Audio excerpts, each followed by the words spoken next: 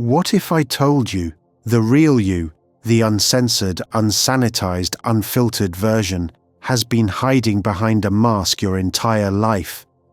And what if I told you that no matter how kind, controlled, or conscious you think you are, there are 6 dark desires inside you right now, pulling the strings?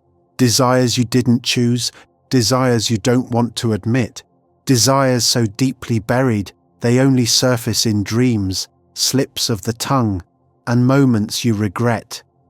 Sigmund Freud believed the unconscious mind wasn't just a hidden part of you, it was the most honest part, not bound by rules, not afraid of judgment, just raw instinct. Sex, power, rage, guilt, fear, pleasure, all swirling just beneath your smile. In this episode, we're going to expose 6 dark, primal urges Freud believed you're hiding but can't escape. They're in your thoughts, in your relationships, in your daily decisions. You just don't see them yet. But by the end of this video, you will. Welcome to your shadow. Before we dive into the 6 desires, you need to understand the man who first exposed them. Sigmund Freud, arguably the most controversial figure in psychology, believed that you are not fully in control of your own mind. According to Freud, your thoughts, behaviors, and even your relationships are shaped by unconscious forces, buried instincts and childhood experiences that still whisper in the dark long after you've matured.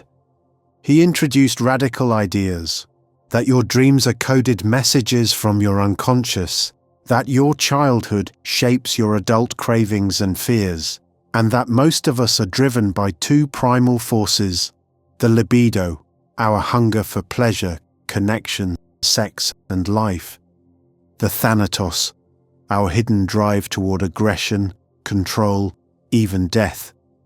Freud said the mind is like an iceberg, only 10% above water, the rest submerged, repressed, denied. And it's that 90% we're going to look at today through 6 unsettling desires he believed live inside every human being. This isn't pop psychology. This is the raw engine underneath the personality you show the world. If you're already intrigued, hit that like button. Let's begin with the first dark desire. Desire number 1, the urge to dominate. You might not see yourself as a controlling person, but the truth is, everyone craves power. Even the most passive, agreeable, conflict-avoidant person on the surface harbors a deep, primal desire to dominate. Freud didn't just talk about sex. He believed that alongside the libido, there was an equally strong, darker force at play: thanatos, the death drive. Not just a literal desire for destruction, but a craving to control, conquer, suppress, and even annihilate what threatens the self. And where does this show up? In everyday life. It's the co-worker who micromanages every project, not because they care, but because they need to feel in charge. It's the parent who demands obedience, not respect. It's the lover who plays mind games, keeping one foot out of the relationship just to stay in control. It's even you in moments you'd rather forget. The silent treatment, the sarcasm, the quiet satisfaction when someone else fails. You were taught to be polite, but the unconscious mind was never taught to play nice. Freud argued that this domination instinct is a byproduct of survival. In the wild, power equals safety. If you control the environment or the people, you don't get hurt. It's not evil, it's evolution. The problem? We repress it, and when repressed, it doesn't disappear, it just slips into the shadows. It shows up as passive aggression, controlling behavior, envy and rage we can't explain. That's why someone who never gets angry can explode over nothing, or why leaders who preach humility secretly hoard power behind the scenes. So what do you do with this desire? You don't deny it, you acknowledge it, you channel it, because domination isn't always toxic. It can be turned into leadership, self-mastery, and courage when made conscious. But left in the dark, it controls you. And that brings us to the second desire, a craving even more taboo than control. Desire number 2, the lust for taboo sex. Let's be honest, sexual desire isn't just about attraction, it's about danger, power, tension, rebellion. Freud believed that beneath the surface of every polite, proper, rule-following adult is a storm of forbidden sexual urges we've spent our whole lives trying to bury. He called it the libido, but not just in the narrow modern sense of wanting sex. Freud's libido was a life force, wild, impulsive, chaotic, and often socially unacceptable. He argued that our most persistent sexual fantasies aren't random. They're expressions of repressed cravings from childhood, family dynamics, trauma, and cultural taboos. Ever had a fantasy you'd never share out loud? A thought that made you pause and say, "What the hell is wrong with me?" That's not you being broken. That's the unconscious mind speaking freely, without fear of judgment. Freud's most infamous theory, the Oedipus complex, suggested that children feel deep, conflicting emotions toward their parents, including desire and rivalry. It shocked the world, but his point was this: human desire is messy, and we spend most of our lives trying to clean it up for the sake of appearing normal. Modern examples: the obsession with teacher-student or boss-employee dynamics in movies and porn. Fantasies involving dominance, submission, even betrayal. Why forbidden always seems more exciting?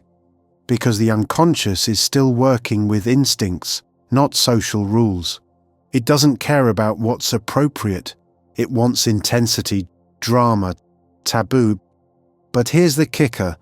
The more we repress these desires, the more power they gain. They leak out in our dreams, in our slips of the tongue, in harmless jokes, or they explode in risky behavior that can destroy relationships, careers, even lives. Freud didn't say we should act on every dark sexual impulse. He said we should understand them so they don't control us from the shadows. Because when taboo is denied, it becomes dangerous. But when it's explored with awareness, it becomes transformational. Now let's move from lust to something even more uncomfortable: the hidden need for parental approval. Long after childhood is over.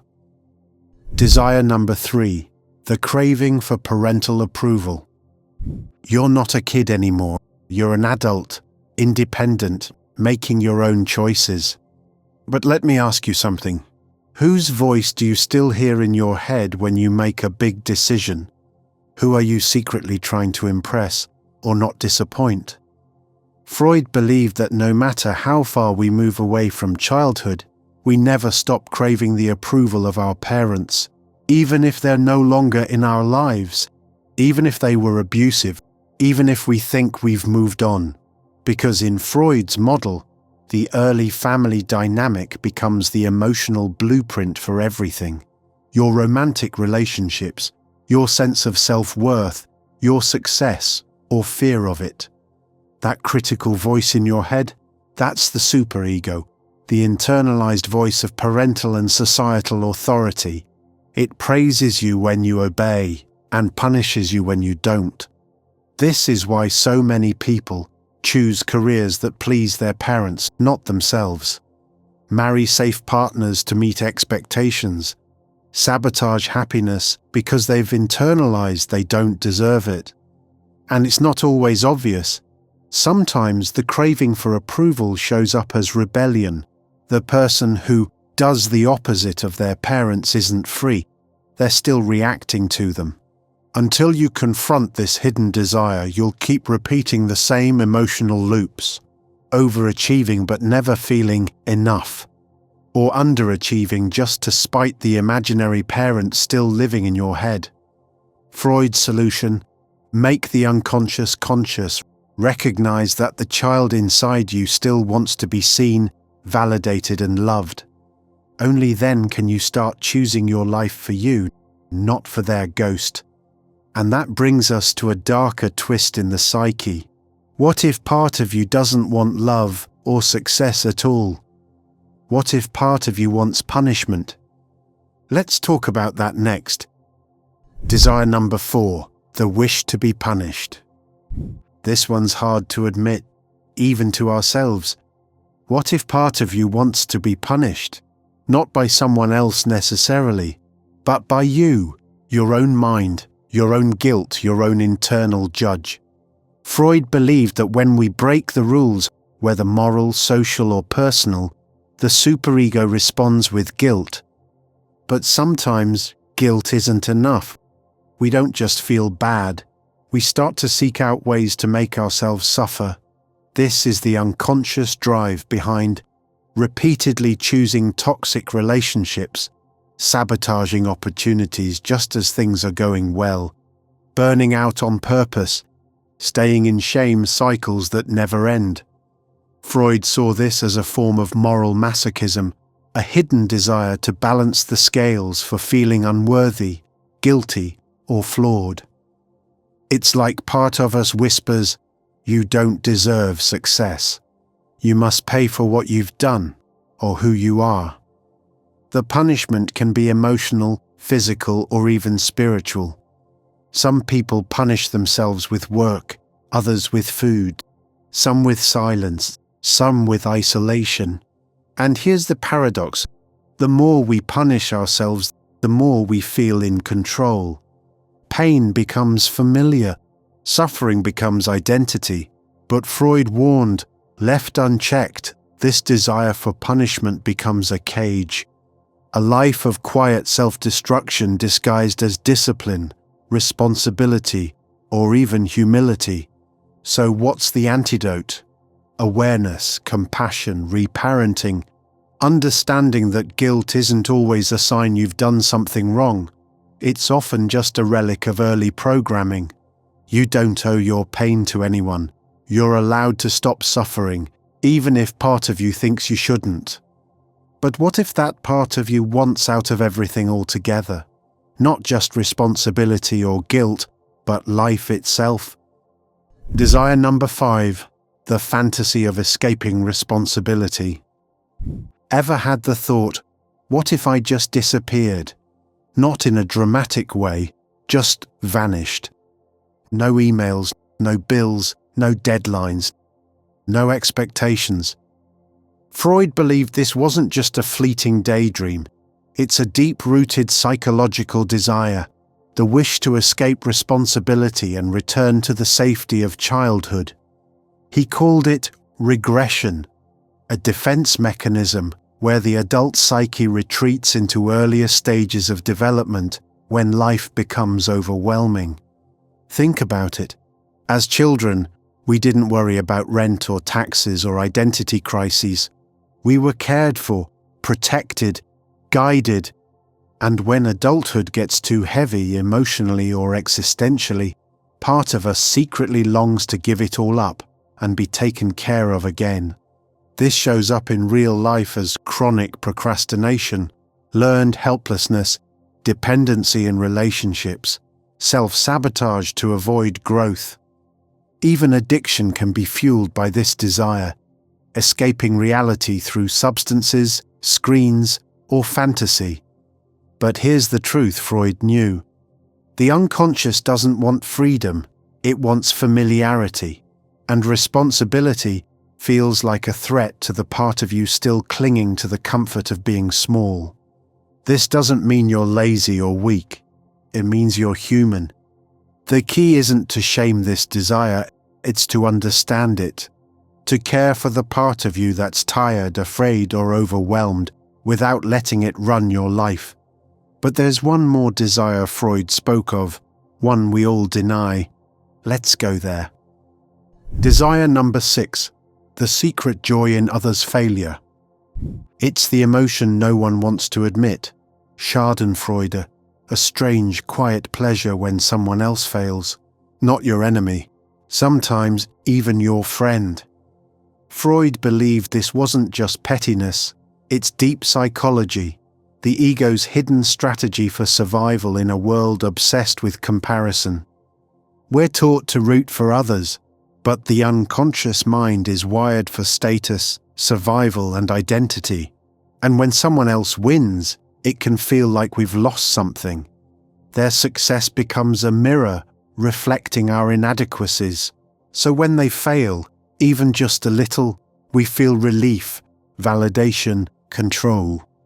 That influencer's career collapsing, the co-worker passed over for a promotion, the ex who looks worse without you.